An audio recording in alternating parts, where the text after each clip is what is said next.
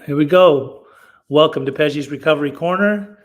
We are here today with a good man, my friend Chris Howard. Chris, we're going to be talking about a lot of things today. Welcome to the corner. Thank you for having me. Thanks for being here. So, first and foremost, usually I like to go through somebody's background and see who they are, kind of what it was like, where you grew up and all that stuff, where you were born, and what life was like, and we'll get into the other stuff. So, who's Chris Howard? Where are you from? I grew up in the Valley. I guess I can't really say the Valley because it's Burbank. If you tell people you're from the Valley, The Valley, Burbank's part of the it's Valley. part of Valley, but Yeah. it's not really the Valley. Right. I grew up in Burbank. Mhm. Came from a pretty dysfunctional household. My mom was, Where you grew up and all that stuff, where you were born. Go ahead. my mom was schizophrenic. Mhm. Essentially, so I was bouncing from my mom's house. Yeah. Living with my grandma, my dad. It was like a whole crazy situation. There was basically all this pandemonium and stuff because my mom's mental illness. Mhm. They were trying to get custody of me, and my grandma ended up getting custody of me. And basically, I was living in West Hollywood for a little bit with my dad, and then ultimately I ended up landing in Burbank. And it was basically my grandma at the time was, I don't know, 70 something years old. And my mom was going in and out of mental institutions. Mhm. I think the joke I always used to say is I thought our address was 5150.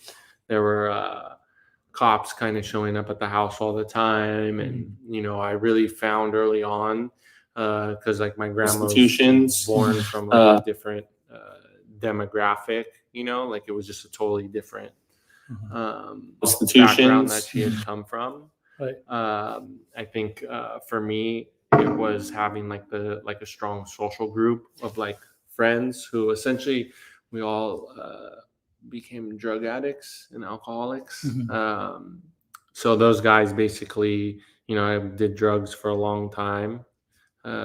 Managed to have a bunch of seizures and destroy my life, and then somewhere around age 24 or so, 23, 24, I got sober.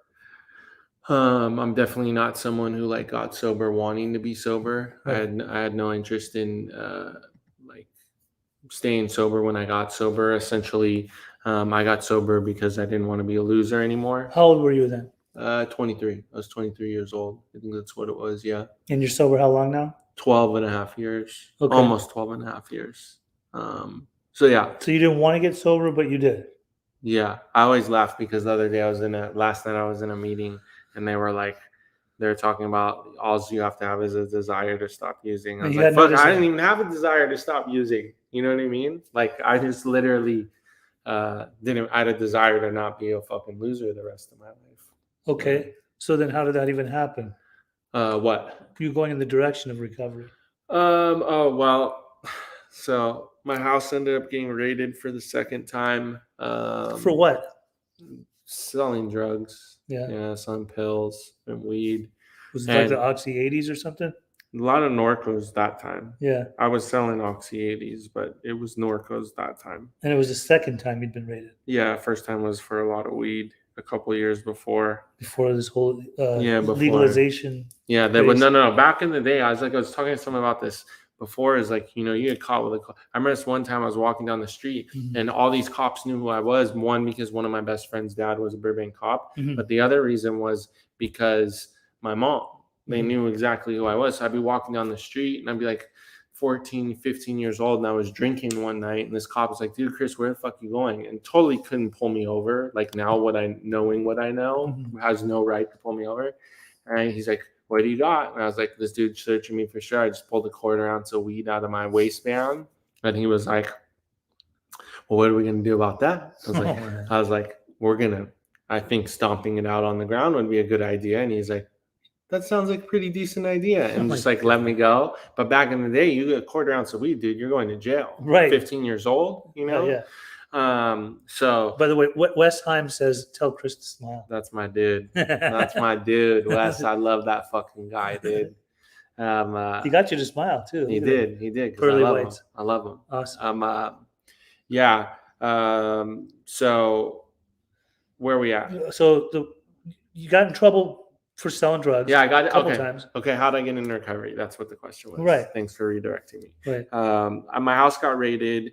There was this one this Armenian guy who was a cop who hated my guts because he watched me for like 5 or 6 years, I just get let go on shit because my mom was crazy. Mm-hmm. And I was very respectful of the cops. Like, I'm not going to just get crazy with these fools knowing that they're in a position of power, especially when I have shit on me that's going to make things worse. I'd always kind of placate into that. Mm-hmm. And this sergeant showed up and he was like, bro, I'm not going to be the reason you go to state prison. Get your shit and get the fuck out of here.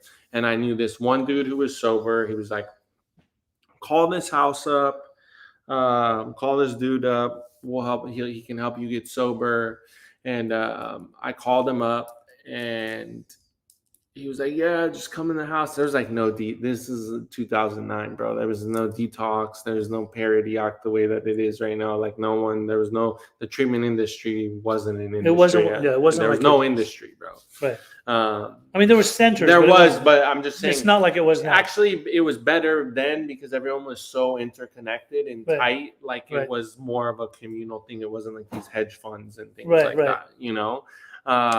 So I call this dude. He's like, yeah, just come in the house, bro. I was like, dude, I'm going to be detoxing, you know? And like back then it was like, well, you think you can just cold turkey it? And I was like, yeah, fuck it. Like I owe this one. It essentially went into the house and detoxing from what? At that point, bro, meth, any opiates, meth, heroin, methadone.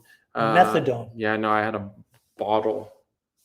Like how many milligrams were you on? I don't even know. I would just drink the bottle. And you kicked this shit in that place with no comfort meds or nothing? Nothing. You kidding me? Yeah, nothing. You probably look like they would have had to do an exorcism. Nothing. No, bro. I was actually handled it pretty well. Did you? But it felt like my bones were on fire for like 8 weeks. That's what methadone does. Yeah, it embeds into your bone marrow. So I go in there, fall asleep. I showed up super loaded. Not super loaded. I showed up loaded though. Fell asleep, and then we woke up for dinner. Then we go into dinner, and like as I'm sitting in dinner, they're like, "Oh, everyone's sitting around family style. This is nice, bro." Like, and I had been in Tarzana Treatment Center once before, right? But sit around, and then like someone just is like, "Yeah, I didn't like he lied to his mom or something." These fools are just like, "Fuck you, lying to your mom, bro. Like you're selling out. Like how are you not learning from this?" Like experience, they just start giving each other feedback, and I'm like, so this was Access House? Yeah, Access House. So you ended up in West LA at Access House, not even really knowing, waking up. I had no clue what the fuck that was. Not knowing. I had no clue what that was. I was like, what is this? I was like, oh, we're going to sober living. He's like, there's a jacuzzi tub here. The jacuzzi tub didn't only had cold water. There was like, didn't even work. Right. So the guy they told you to call to get sober rather than go to prison was the owner of the place? Yeah, Brad. And so he didn't know you from Adam, but you just went there, detoxed at his house, and there you are. Right? And it wasn't just the typical sober living. It was typical for that time. But there was structure. Yeah, much more structure. Much more than like the average sober living. Yeah, no, the Burger King houses that exist now, have it your way. No, yes. It didn't exist. It didn't exist. So we have it your way. That's great. Burger King recovery. So yeah, I went in there and it was like a year-long program. I grew up like, honestly, when I got sober, like again, like I had no interest in staying sober. When I got there, I was like, dude, this is a single family home. There's no cockroaches running across your forehead and there's food here all the time. And the dudes are pretty cool. Like I'm down to be here. Cool. Like I grew up like super poor. Like the apartment I lived in when my house got raided was like a roach motel. So it's not like one of these things where I'm not like the dude who's like, oh, I came in at rock bottom. I for sure could have went deeper. You know what I mean? Weren't you living off of food stamps and shit like that? Yeah. When I grew up, we lived off food stamps, all that shit. I mean, that's why I sold drugs, to be honest with you, because it was just a different opportunity, a faster way to make money. So, sure. Yeah. When you were growing up, before all this, were you educated at all? Were you going to school? Were you ever performing in school? Or Nah, man. I was in like continuation schools. Like when I apply myself, I'll get shit done. Yes. But like I was in a continuation school called Monterey in Burbank, and like they would let us, like it was like literally everyone who fucked up school, and like we were all so bad that they literally just put us in one institution, because if one of us was even in one classroom, we'd poison the well. Yes. You know? So and everybody knows that continuation schools are pretty much like a pink slip to doing lots of drugs. Oh no, it's totally. And then they let you out of school 3 hours earlier than the other Right. kids. I'm like, I'm being rewarded. More time to go get loaded. Exactly. I'm being rewarded. If I even made it to school, believe me, I went to. No, it's good. And so, but honestly, the continuation school teachers knew what the deal was, and honestly, were probably more equipped to handle us. Yes. Because they cared. My experience, there was this woman, Miss Burke, like she went, I couldn't have done math. I hate math to this day. That woman is the only reason why I ever figured out elementary algebra, bro. Right. You know what I mean? Like she got me through high school and helped me figure out, actually I think it was high school algebra by that time, but to me it's all the same shit. It was very difficult. But like that whole time there was like literally just sitting with headphones and doing packet work. They let us listen to music because they were like, listen, you don't want these kids getting activated, because throw chairs across rooms. Like fools were crazy though in school. You know what I mean? So, I could see that with that area too. So then once you were at this particular sober living, how long did it take for you to actually make the decision, like, I think I need to follow this way of life? I think I need to stay sober. Probably around 6 months. That's like how I remember it. It may have been 8 months. But so up until that 6 months, were you often romanticizing, fantasizing, thinking about still getting high, having a plan? I had a really good plan to get out and get loaded. I hadn't, but at this time I was still like kind of placating to what everyone else, what the culture was. So I'd be like, oh, I'm not going to get loaded. So I'd be like this. I'd be like, when I leave here though, I'm going to sell drugs. You told them that, or you thought? Yeah, no, I told them this. I told them because like, you need to be honest. Okay. I was like, all right, I'm gonna be part of the program. Here's my plan. I was like, dude, I really like what you guys are doing here. I think like, but my rational, this is my like drug addict mind, right? It was like essentially like when I came in, I was like, didn't want this. Then I started to like buy into these principles and like the rigorous honesty and how direct these fools were with each other. I was like, this is badass. Like I totally can get down with this. And I'm going to sell drugs because people are going to do drugs no matter what. Right. So it's a business decision at this point. You guys have nurtured me enough to where now I'm thinking with my business mind, and this is a really good business model. Right. So what I'm going to do is when I leave this year-long program and I grow so much from this, I'm going to move out and I'm going to sell drugs because I'm working an $8.95 an hour job working at the pavilions right above Log Cabin. Yes. So I'm going to sell drugs, but I'm going to move to a beater sober living in like West Valley or some shit like that, like $500 a month. And what the requirements usually are is like you have to be out of the house, have a job all day, or be in school. Right. So what I'm going to do is I'm going to just be in school all day. I'm going to use the drug money to pay for the sober living and pay for college. Right. Right. But I know spiritually my scale's fucked up. So I got a solution for that too. So I'm going to sponsor mad motherfuckers. and on top of it, I'm going to try to help some of my drug addict customers get into the program as well too. That was the story. So I'm going to sell drugs to people, and some of the guys that are fucked up that I'm selling to, maybe I can show them this way of life, but I'm still going to selfishly sell drugs. Yes, exactly. Because that's all you knew. Yes, yeah. Pretty much that's how you were just programmed and conditioned to think there's no other sources of income or generating money than what I know how to do best. Yeah, and I mean at that point, it really, honestly, I share about this anytime I speak in a meeting, and I'm like, I feel like I shouldn't share this shit around newcomers because I'm like, it makes sense in that state of mind. Right. In that state of mind, you're like, man, the truth is I can't make that much money anywhere else. It's like, damn, I could go to college. Damn, it would be easier because like my schedule is flexible. You like feed into all this kind of crazy shit, you know? Right. So that was like what my mentality was. And then somewhere around 6 months, I was at the Log Cabin meeting. And back in the day, Log Cabin, remember where they have that new parking structure when you come out of Log Cabin, you look across. Right across the street. There used to be a cul-de-sac though. Oh, yeah. And they used to say dead end. So one day, it's the hokey part of the story where if I was a newcomer, like, shut up, fool. Yeah. But like I was this speaker, she was speaking, she was in Tarzana Treatment Center. That's the only thing I remember about her share because I was in Tarzana Treatment Center. That was I was thinking about like this whole drug dealing idea, and I was like, I saw the dead end sign. I'm like, I'm gonna end up a fucking loser. And the only thing I didn't want to do was end up a loser, which is ironic to me because prior to me getting sober, my greatest aspiration was to do 5 years in prison, get SFV tattooed across my stomach, because all the men that I grew up around, that was their rite of passage into adulthood. Like anyone that I had saw that became a man, went to prison, came out with that stamp, put in whatever work they needed to put Representing into the San Fernando Valley. San Fernando Valley all day, you know? And for me, that was the only way I was going to be able to grow up, was to put in work and go to prison and become a man, you know, which is obviously ignorant as shit, knowing what I know now. But poverty, you know, my social group, lack of motivation, whatever else you want to call it, like that was a very viable option that seemed like, hey, I would have some status and ability to help myself, you know? So between the lady at the log cabin that shared something and you seeing a dead end sign, and do you think also the culture of the house that you were in, where they told you to be honest, and you were being honest with them, you weren't bullshitting, this is the plan you had, what was the shift in perception? Did something happen? Like, did they group you into learning to change your mentality, or did they redirect you with grace? I mean, let's be real. Places like Axis and Liberty House and New Life House and these types of highly structured sober livings in Los Angeles that have been around for a while, they don't sugarcoat shit. They don't they don't like beat around the bush. They're pretty straightforward. What was your turning point?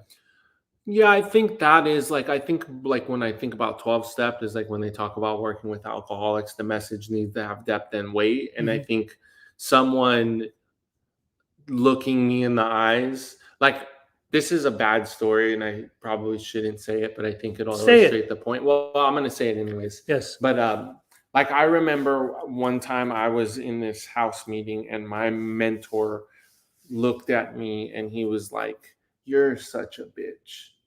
Right? He was like, "You're such a bitch." And in today's therapeutic world, that would like not be okay ever. Yeah, you don't talk. And at that time, I was like, I like literally started stewing. And he's like taunting me a little bit too. Right. He's not a clinician. He's just like some other alcoholic. And he goes, you look upset, Chris. What's wrong? You seem like you're upset. Right. And I'm like, yeah, I'm fucking pissed. Like, you can't call someone a punk or a bitch. Right. And then he goes like this. He goes, "Was something I said wrong?" And I'm like, "Yeah, I think you know." He's like, "Well, let's break it down." He's like, "You sold drugs in your house, right?" I go, "Yeah, I sold drugs out of my house." "Of course I did." "Who was living in your house?" I was like, "Me and my grandma." And he's like, "So you had heroin addicts and people coming inside of your house, in and out of your house with your grandmother there." And I was like, and like at this point, it's starting to sink in what the message is, right? And I go, "Yeah." There's a method to his madness. Yeah. And I go, "Yeah." He goes, "That's some bitch shit." Oh my God. And it was one of these things where, listen, I'm not saying that that's how you can cultivate that message without directing it that way. Sure. 100%. There's other ways of 100%. I think he was a little off his rocker, and I love him to death because he saved my life. Yeah. And there's a way to kind of help people recognize their shortcomings without going down that route. But for me, the impact that had on me was paramount in terms of forcing me to look at certain aspects of myself that I just didn't want to look at, or no one was willing to challenge me on. Right. You know what I mean? Because I can assert myself in certain dynamics. No one was really willing to push back on it. And he was the only one really willing to go, you know, that is some fucking whack ass shit. Like, why would you let these people come in and out of your house that were like literally nefarious drug addicts and just, you know, they could have robbed your house. And someone did rob my house one time while my grandma was asleep in the living room. Oh my God. You know? So I think that was one of those things where it was like, okay, maybe there's some validity to me, like not being a great human being. Right. You know? Yeah. Let alone not being the best drug dealer either because of totally the raids and such. Yeah, it just happens. Okay. So then you stayed in Axe's house. Now, usually they charged people a few $1,000s per bed. You were scholarship there, correct? Yeah, the whole time. And why did they give you that love? Just because you begged? No, I didn't beg. I Did was you? just like, bro, I'm not one of the. I don't need to hit my head a lot. I learn from other people's mistakes in social dynamics. Right. I'll fuck up on my own, but Yeah. in a social dynamic, if I'm watching people get burned for shit and what the social norms of the group are, to be honest, you don't lie. Like there was a whole group that I ended up spawning in the house because all these dudes were like, you know, like I also wouldn't just tell on anybody. Mm-hmm.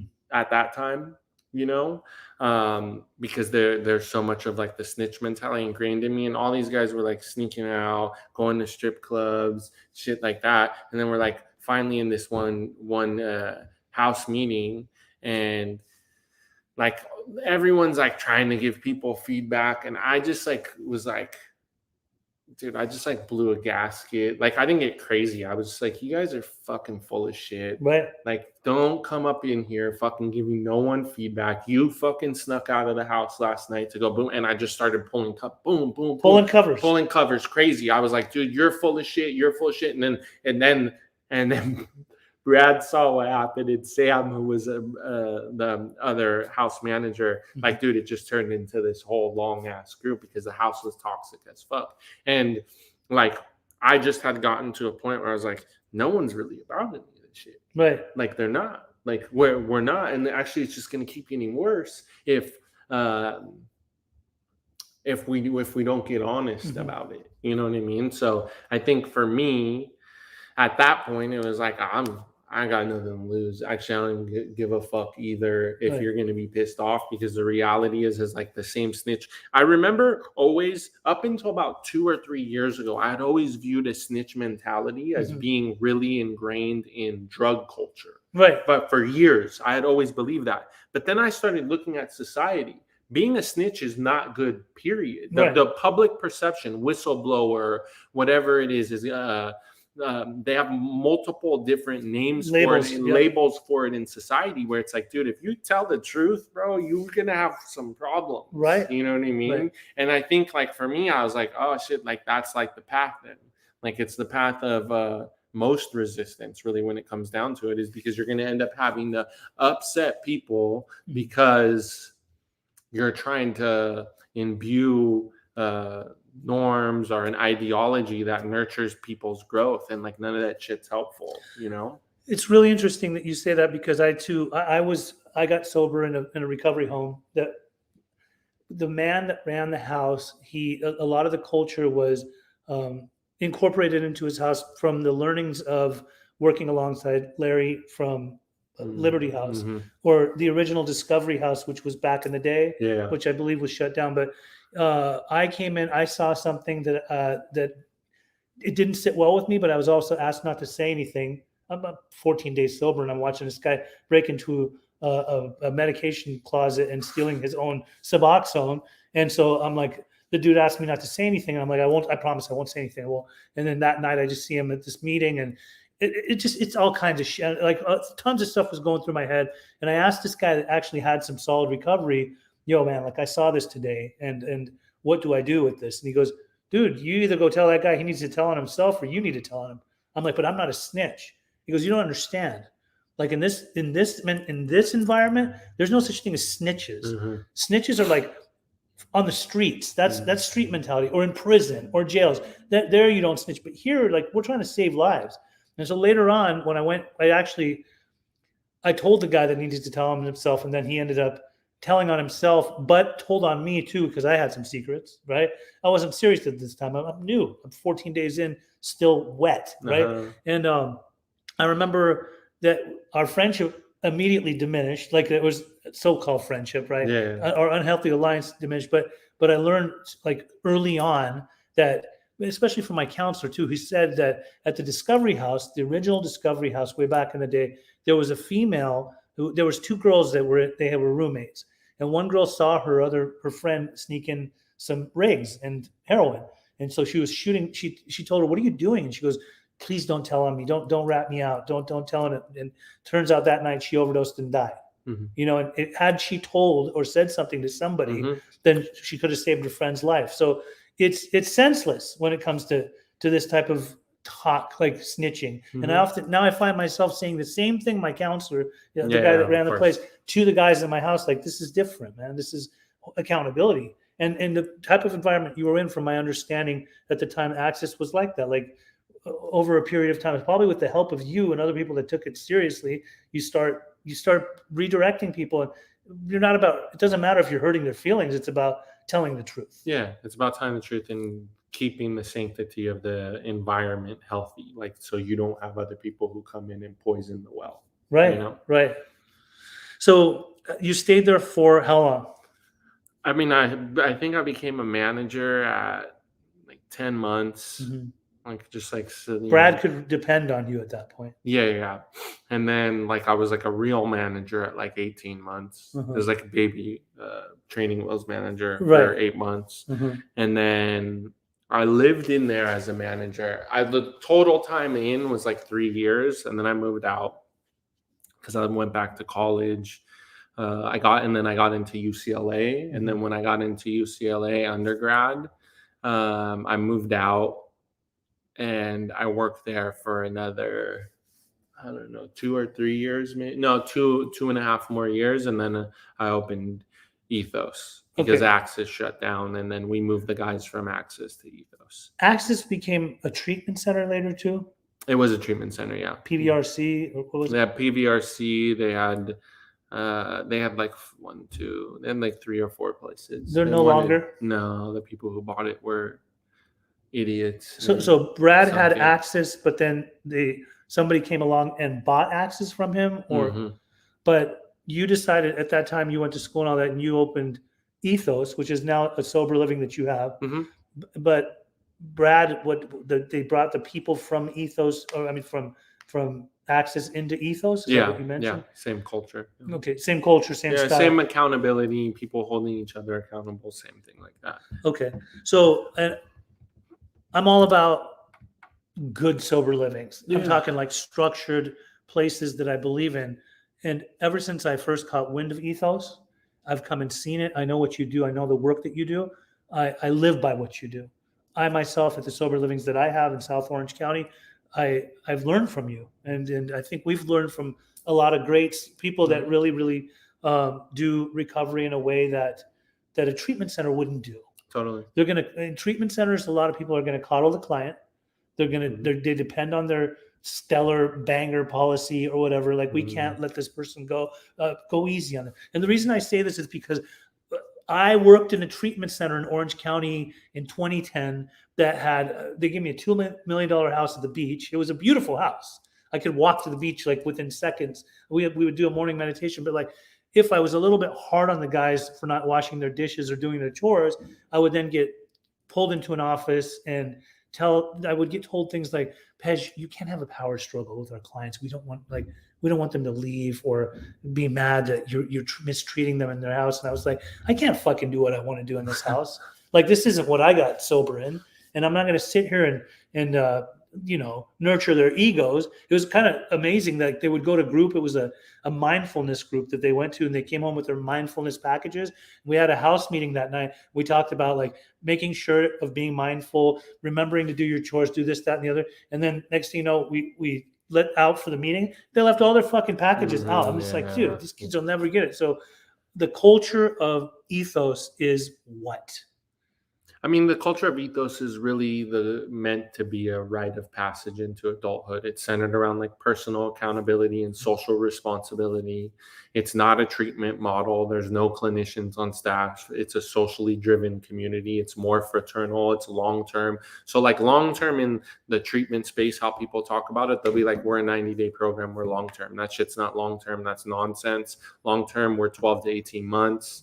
And even after that, we have a graduate house where guys will stay like, a couple years. They'll finish college, stuff like that. Because the truth of the matter is like, if have mental health, substance abuse problems, and you've had them for years, like it's not going to get better in 30, 60, 90 days. Right. You might feel better. We used to call it back in the day going to get a tune-up. You get some weight, you feel a little bit better, you're a little bit clearer. But the fact of the matter is like, to change attitudes, values, beliefs, behavior, the core aspects of an individual. And granted, you're not fully changing that no matter what. Anyways, you're trying to imbue something in them that can help them live a life that is fulfilling and sustainable, and I think that is the major disconnect, is where like a lot of like the difference between like a long-term recovery house and like a sober livings are transient, where here it's a social model, like the minimum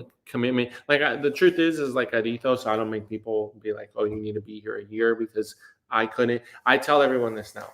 I go, it's a minimum 90-day commitment, but I go, with the coronavirus, how did coronavirus start? Oh, you guys are going to be on lockdown for 2 weeks. Anyone whose head wasn't stuck in their ass knew when they said 2 weeks lockdown, we're going to be here a while, bro. You know what I mean? The human mind can't wrap itself around, I'm going to be here a year, 18 months, 6 months, however much time down the road. So a lot of times we go, hey, dude, just come in for a 90-day commitment and like see what you can get out of this process. Can you foster relationships that maybe shift the way you perceive the world? Because I do actually believe in clinical. I just think there's too much emphasis placed on clinical. And the facts of the matter are, because clinicians often spend, let's say, if tops, like best treatment facility, you have a therapist who's seeing a client 2 hours a week, and a psychiatrist sometimes one. Yeah, no, I'm saying that's I'm saying is the best clinical program, 2 hours a week, and then you have a psychiatrist who sees the client in the month maybe 30 minutes. You know what I mean? Like the psychiatrist isn't going to spend that much time. These two people often are the major decisions that are made are resting on them often. When the truth of the matter is, the tech who's getting paid $18 an hour has more, if that has more insight on what's going on in the community than anyone else. And I'm a believer of like, I like believe in trauma. I'm not like an anti-trauma person, but like the trauma narrative right now has become such an abundant like, oh, we do trauma. And because Gabor Mate wrote a phenomenal book, and I think he's highly educated and actually does know what he talks about. But the root of all addiction is not trauma. Because here's the problem is the same people who espouse that same ideology are the same people who say we shouldn't have a one-size-fits-all approach. If you're saying the root of all addiction is trauma, you're saying that's it. It's a one-size-fits-all approach. It's not. Some people use drugs because they love the effect produced by drugs and alcohol. Some people use drugs because a lot of people use drugs actually because they're bored. A lot of people use drugs because they have no purpose and have never had the autonomy to like develop self-efficacy and feel like they have autonomy in the world and could go out and become a self-fulfilled, actualized human being.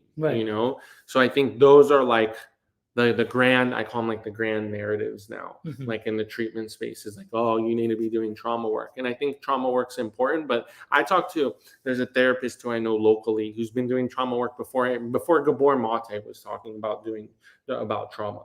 And I was like, dude, I have such a problem with this, because I'm like talking to clinicians, they're like, this guy's 60, 90 days sober, and they're talking needs to be doing trauma work. He can't even make his fucking bed. He can't suit up and show up, and like his fear of being exposed to a social dynamic, reaching out, shaking someone's hand, all these anxieties are being triggered up, and they're talking about he needs to be doing trauma work. I was like, dude, what is that? I was like, I don't think people should be doing trauma work until they have like at least 6 months or a year. And he was like, oh, he's like, a lot of people I work with, it's not even like 2 years in some cases, because they're not equipped to dive that deep. And I think there is, and then again, like I've read trauma stored in the body. Is it a big T, a small T trauma? I get all that.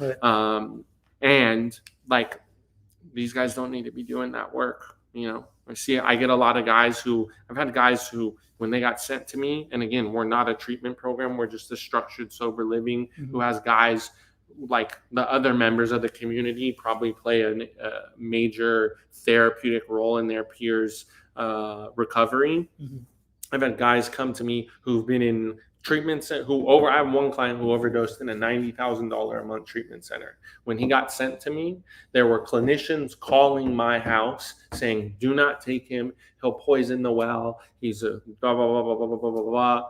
And that dude's sober like 5 years now. No, he's wow. like he's one of the main, I don't know if he's a marketing director or something for Apple. He's crushing it.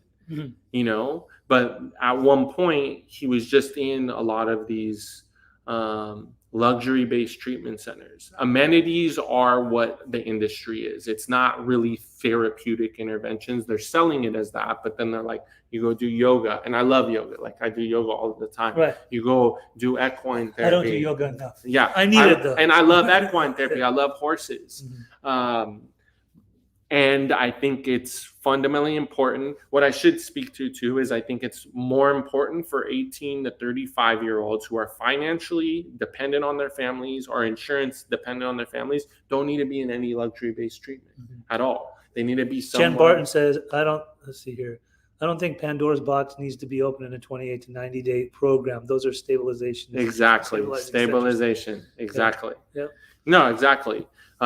It really is about stabilization. That's the problem. Treatment, which is really stabilization, is being pitched off as like, to a lot of families, they don't know the difference. They think their kid's they're dropping 60 or 90K or 45K or however much money. Right. They're going into a 90-day treatment center in the best case scenario, and they think their kid's going to come out fixed. It's like, it's never going to happen. Mm-hmm. I don't think anyone these are just my perceptions too on this end of it, but like, I don't think some 18-year-old kid should even go back home when they leave treatment.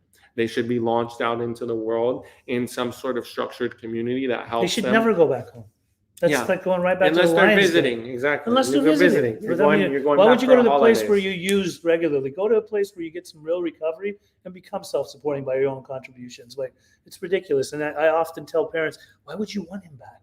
I mean, have you done any work on yourself? Like, if you did work on yourself as a parent, you wouldn't want to bring your kid back home. Let them go out and flourish, like thrive, be their own individual, be an adult. Because they're over 18, right? You have no obligation to them. Yeah, but the kids are so much in fear, and then they start tripping out to their families, and then the families are so much in fear that they're like, oh, it's like bring them back to the nest. And it's like, well, the problem is the problem usually started in the nest. Mm-hmm. You guys paid to ship your kid across the country somewhere because you didn't have any clue to deal with him. And now he got better, and you're like, let's have him come back home. And the truth of the matter is the best thing for him and you guys is him figuring out how to navigate the world without you. Right. Not because we want to break up your family system or because we want some punitive intervention where we're like, you got to go figure it out. It's like, no, like becoming an adult, like figuring out, like we're in a whole apartment right now. You're the bills. Like if you're sick tomorrow, well, who's not gonna pay now's a little different, but like you have to get up no matter what ends up happening. You have to there's something that's shifted where like almost in the therapeutic space, like it's almost wrong to tell someone, hey, like you need to pull your pants up and start moving forward. Yeah. You know, where like there's almost a perception like we're trying to imbue some masculine machismo ideology by saying like, yo, I know you're struggling. I know it's hard. The only thing you have to do for this 24-hour period is make it to the next meal and push through. There are times where you can be in all the therapy you want. You can be with Sigmund Freud, Erickson, whoever, Bandura, whatever psychologist could be sitting with you, Dalai Lama. Yeah. They're not going to have, the solution is only to move forward through whatever stress, anxiety, fear, hardship, grief, loss, whatever it is. There's no conversation that's going to fix some of this stuff. It's just picking up and putting one foot in front of the other and bearing witness, and then maintaining therapy and having a strong social dynamic. And if you have AA or refuge recovery or whatever it is, smart, like whatever it may be, you get to the other side of it, you know? Okay. So with that said, there's something I wanted to talk, and when you and I meet sometimes and we have great conversations, and I think that we pretty much see things pretty eye to eye.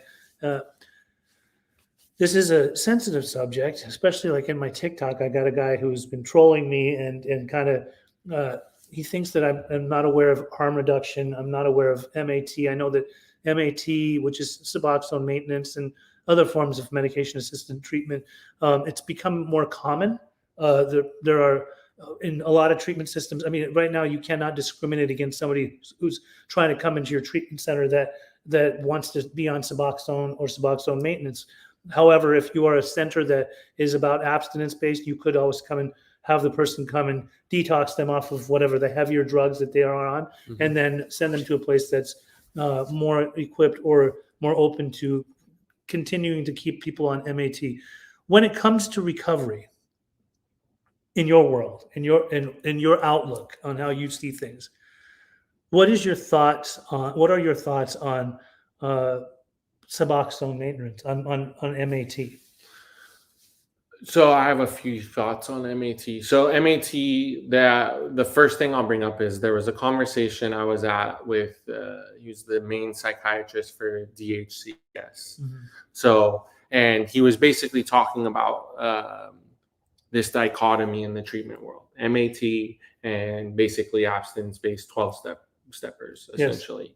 And then that also translates into the clinical world, exactly the same as just layman's world. Right. And he basically was like, the 12-step people are going to the MAT people. They're not sober. They're not sober the whole time. And they go, we're saving lives. And he goes, well, here's the problem with that. Like, let's with tomato. They're sober. They're not sober. Whatever it is. Yeah. Let's just go. They're not sober, right? How are they going to get sober if they're dead? That was his whole thing. How are people going to get sober if they don't exist anymore? Right. And I think with MAT, I think there's people who need it 100%. You have chronic relapsers, people who are overdosing, stuff like that. Fentanyl is like a huge thing. So I'm supportive of MAT in the short term. I think this is where I start sounding like a conspiracy theorist, but I have a bit of a problem with the people who created the opioid epidemic profiting off of the treatment of it. And I think that probably shapes some of my perspective on this because I've shot drugs over Suboxone. I know people say you can't get loaded on Suboxone. I abused Suboxone for a long time, so my perspective's tainted on it. Right. My personal opinion is if you're on Suboxone, you're not sober. But I don't actually think that necessarily matters if you can increase your quality of life. And I think that's where maybe with like 12-step people, I may be more controversial, is because this is a problem I have actually with all treatment. Treatment is always based out of an abstinence-based model, substance abuse treatment specifically. Abstinence. And I believe in abstinence. I live abstinence. Abstinence ain't going to work for everyone, especially in today's world. It's just not going to happen anymore. We have how many weed sober livings that exist now? There's a weed friendly. Yeah, friendly sober livings. And I lost my train of thought. Where was I? You were talking about the measure is always abstinence.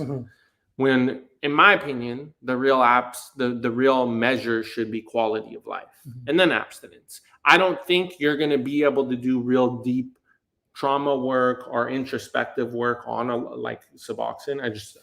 It's very you're cognitively blunted. It is an opiate derivative, so you're not going to tell me you're like fully conscientious in there. I think you might have, and this is where I might be making the jump. You might be able to get to that through maybe some of the psychedelic stuff that's coming up.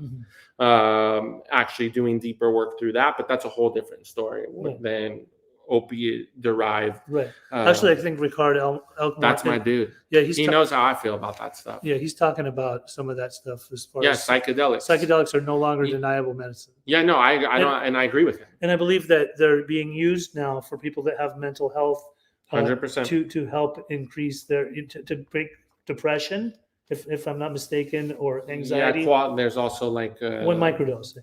No, I don't. I've read some of the microdosing stuff. I haven't read enough on it, but some of the microdosing literature is very. I think like full-blown psychedelic experience seems like the way to go. I'm not fully educated on that, so I don't want to act like I'm some super knowledgeable person. I have a few friends that work in a primary mental health facility where they are actually using those to help some of their patients. And one of them, who was against it before, is now telling me that he's seeing evidence-based, like where it's effective. It's actually helping people who aren't really, they got a lot of mental illness, and it's leveling them. It's helping them out. So Yeah, I'm always open to learning more about it too. Yeah, no, I'm my major reason for all of that, and even if they end up using it for addiction in the long run, the addiction profile of hallucinogens and even MDMA, to be honest with you, ketamine's a little bit more sketchy because I've met a lot of people addicted to ketamine. Right. But specifically hallucinogens and MDMA, the addiction profile of these drugs are relatively low. Right. I mean, I can think of 2 people who I knew my entire career over 12 years who were addicted to psychedelics, and they're both psychotic. Right. They both had schizoaffective. As a result of doing psychedelics? Who knows? Possibly. Tomato. Like, Right. Do you know if it was the genetic predisposition? Probably as a result of that. But most people don't have like serious addictions to hallucinogens. They usually don't want to do it that frequently. Right. It's Like you don't see, but yeah. Throughout my life, I've only seen a couple of people that were regular LSD users. Like, but you didn't see, it wasn't something that you did every weekend or every day. It wasn't like weed or something. And that's why I tend to see with like the empirical studies that I've read, again, not a ton, but like what I have read is like, it seems like it's gonna change everything. That's for sure. And I'd rather see people do, if it was between, because a lot of these experiences you have to come off all your meds. And to me, I go, well, if someone needed to do a psychedelic experience once a quarter relative to being on a boatload of antidepressants and mood stabilizers, I go, I would probably do that. The psychedelics. Yes, 100%. That makes sense. So back to Suboxone. So do you believe that if a person is attempting to do the 12 steps, because this is what I'm seeing more typically, there, not a lot, but I'm seeing that there are people in, let's say, AA or a 12-step program that they start questioning, well, this guy tells me he's on Suboxone.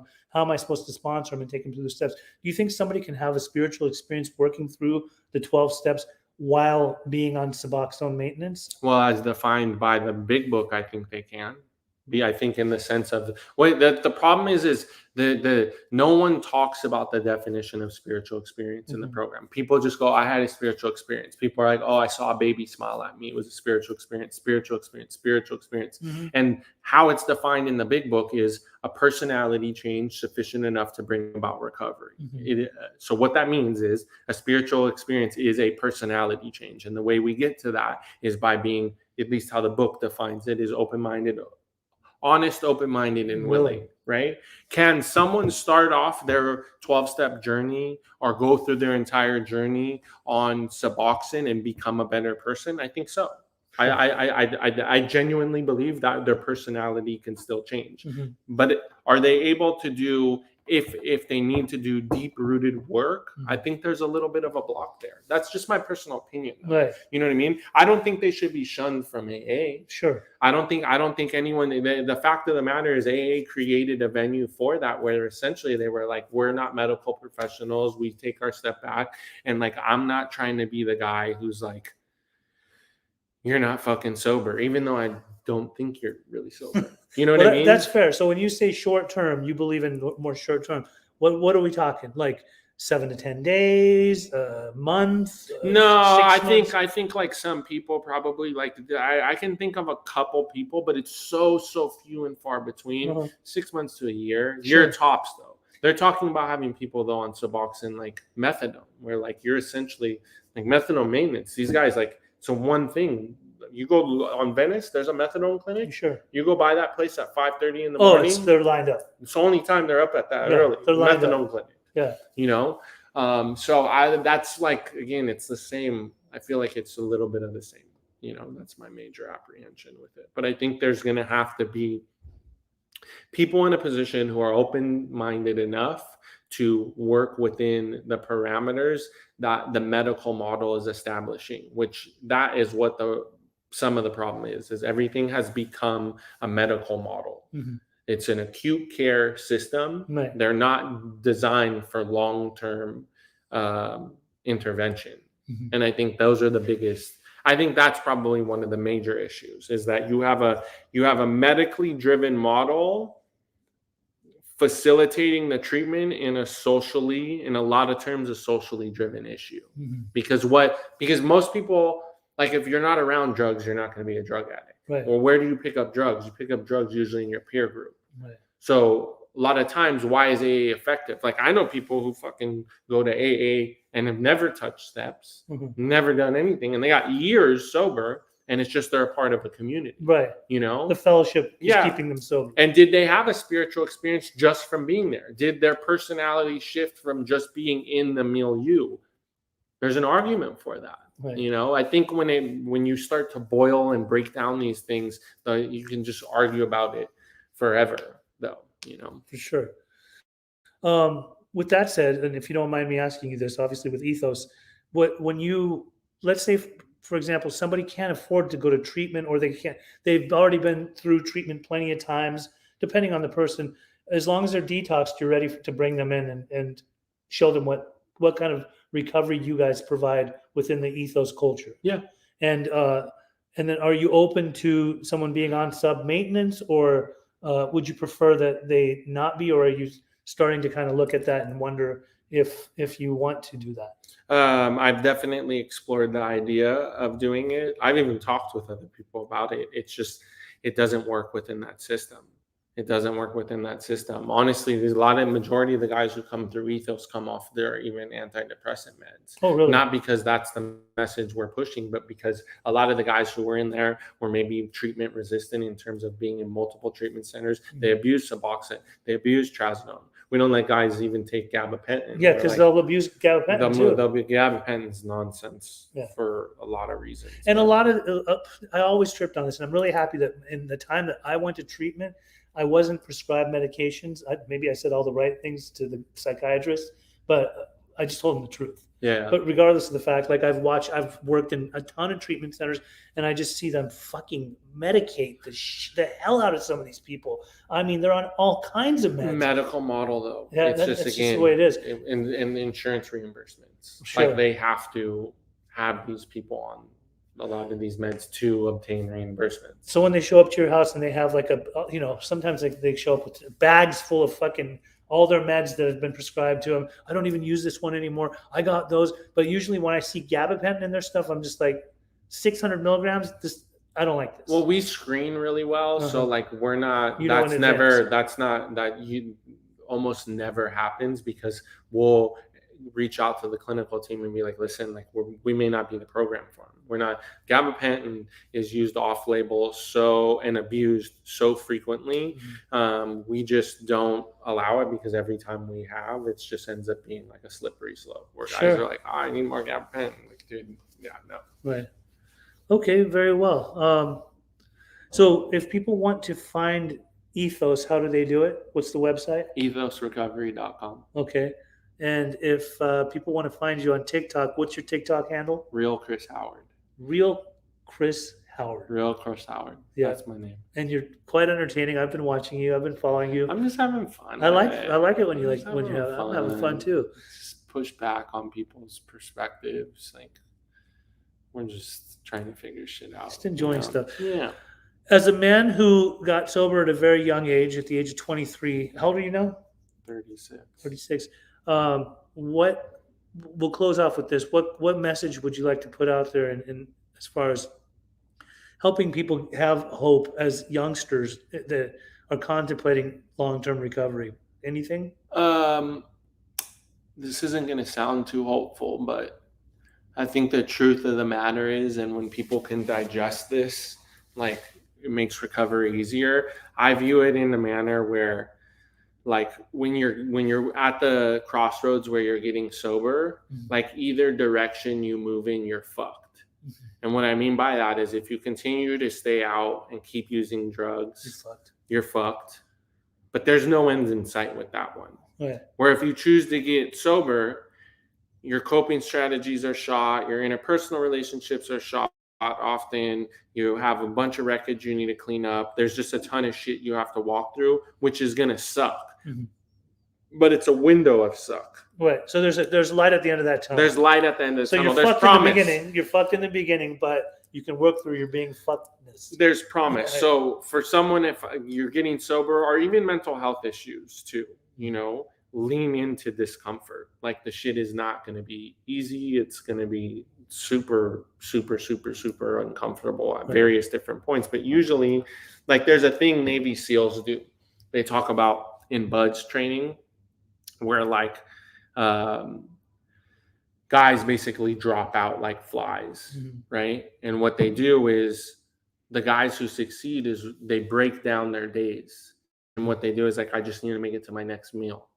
I just think, because if you start to think about the 90-day hell week or the 6 months, the 2 years of training, it crushes you. Sure. You can't wrap your mind around it. But if you can break the task down to, hey, I just need to get to dinner. Right. Then you're all good. right, get to bed, and then I just need to get to breakfast. Yeah. You break it down. You break down the task into smaller tasks. You can manage the stress much easier. So, yeah. I love that. Well, I thoroughly enjoyed having you on here today. Always. Truly. I love you. I love you too. You're such a good man. It's about real recovery when it comes to your world, and that's why I always like interacting with you. And with that said, thank you all for tuning in today, and we will see you next Sunday with another special guest. Bye.